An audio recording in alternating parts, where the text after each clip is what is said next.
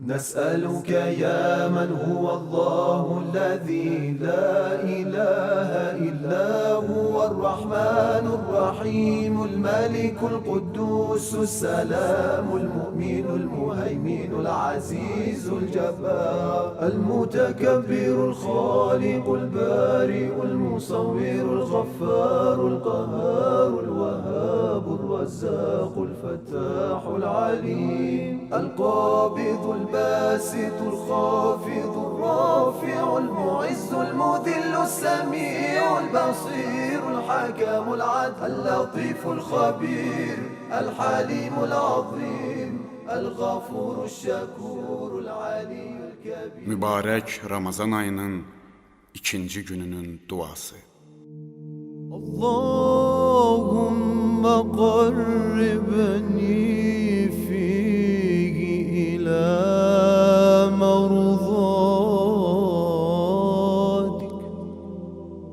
وجنبني فيه من سخطك ونقماتك ووفقني فيه لقراءة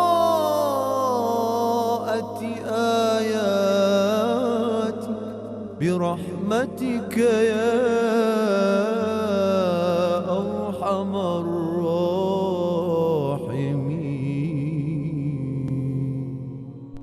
İlahi, bugün məni öz razılığına yaxınlaşdır.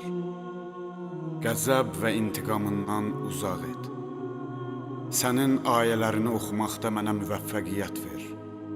Sonsuz mərhəmətinə and verirəm.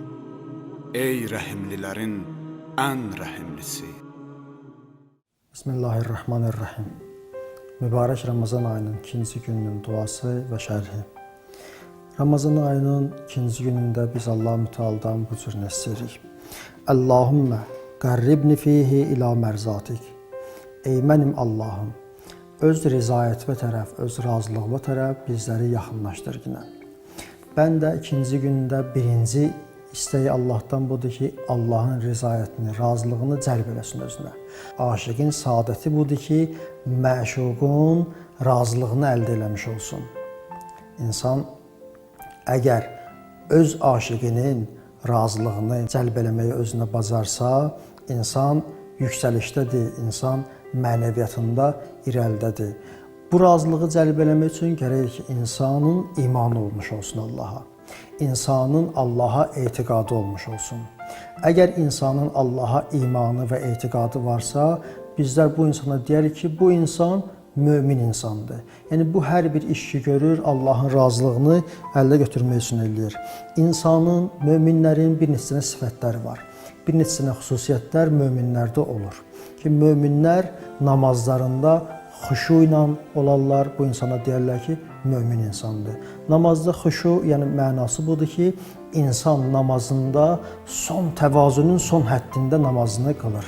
Yəni insan özünü öz Allah'ının qarşısında, öz Rəbbinin qarşısında son dərəcə aşağı bilir. Buna deyərlər ki, namazda xuşu halətindədir.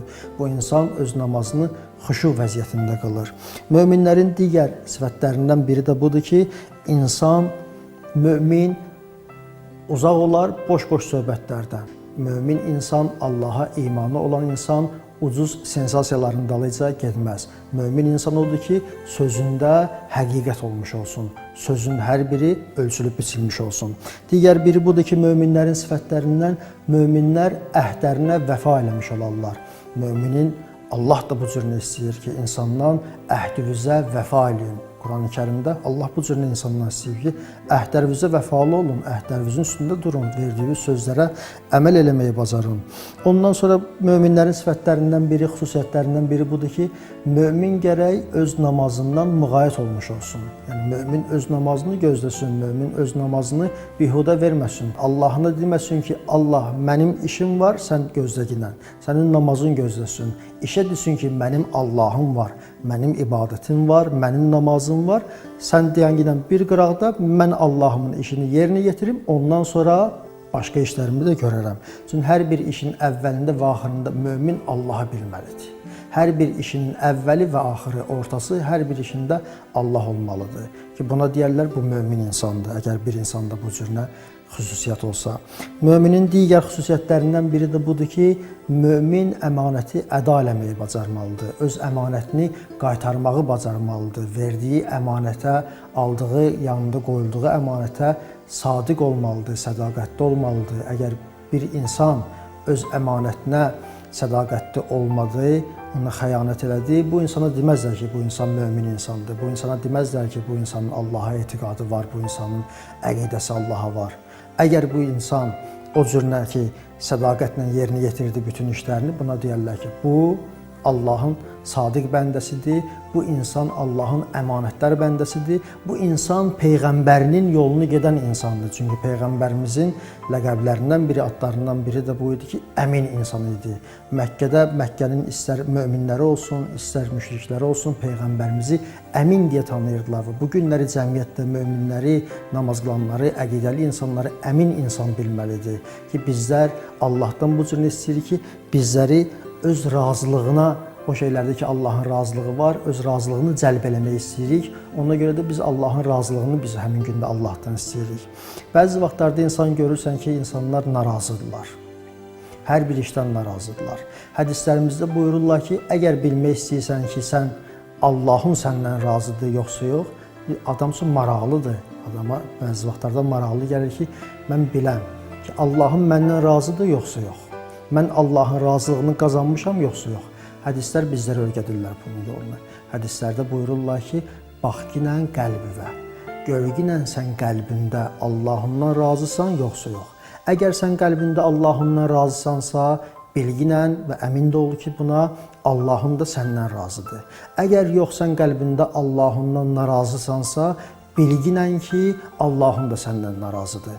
Bəzi vaxtlarda insanlar görürsən ki, həyatda hər bir şeylərdən narazıdırlar, hər bir məsələlərdən narazıdırlar. İstəyir bu xoş məsələlər olsun, istəyir bu məsələlər naxoş məsələlər olsun, insanda hey narazılıq var. Hey, məsələn, insan özü üçün deyinə-deyinə məsələn gəzir ki, mən bu işdə, məsələn, mənim bu evim bu cür olmalıdır, nəyə görə mənim bu evim bu cür oldu? Mənim maşınım bu cür olmalıdır, nəyə görə mənim bu maşınım bu cür oldu? Hər bir şeyi biləsən ki, Allah sənə verir, bilginən ki, bu Allahın bir lütfüdür. Az da olsa Allahın lütfüdür, çox da olsa Allahın lütfüdür. Bəzi vaxtlarda imtahanlar özləri Allahın lütfüdür insanlar üçün.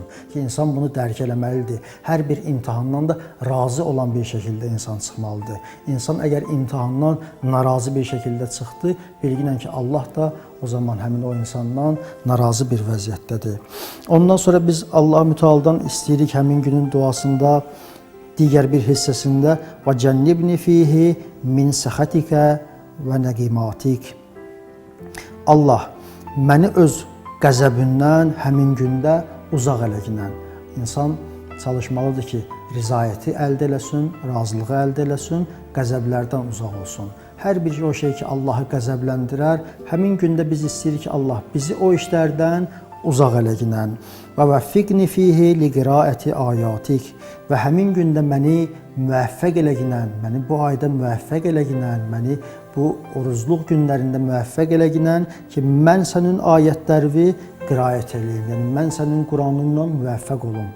Ramazan mübarək, Quran-ı Kərimin nazil olduğu aydır. Quran-ı Kərimin Allahın insanlara göndərildiyi aydır ki, bu ayda insan gərəkdir ki, Quran-ı Kərimlə daha çox məşğul olsun. Nəinki Quran-ı Kərimin zahiri cəhətindən, gərək insan Quran-ı Kərimin batini cəhətindən də xəbər tutsun ki, əgər Quran-ı Kərimlə insan məşğul olsa, Quran-ı Kərimdən özünü bu aylarda məxsusən məşğul eləmiş olsa, insanın qəlbinin hissi pası ki, bu 11 aylarda yığıb öz qəlbinə, 11 aydan sonra bunu ilə məşğul olsa, insanın qəlbinin hissi pası təmizlənmiş olacaq. İnşallah Allah Müteal bizləri bu ayda öz Quranı ilə məşğul olmağa və qiyamətin günündə də Quranı ilə məşğul olmağa bizləri müvəffəq eləsin. Əssalamu aleykum və rəhmətullahi və bərəkatuhu.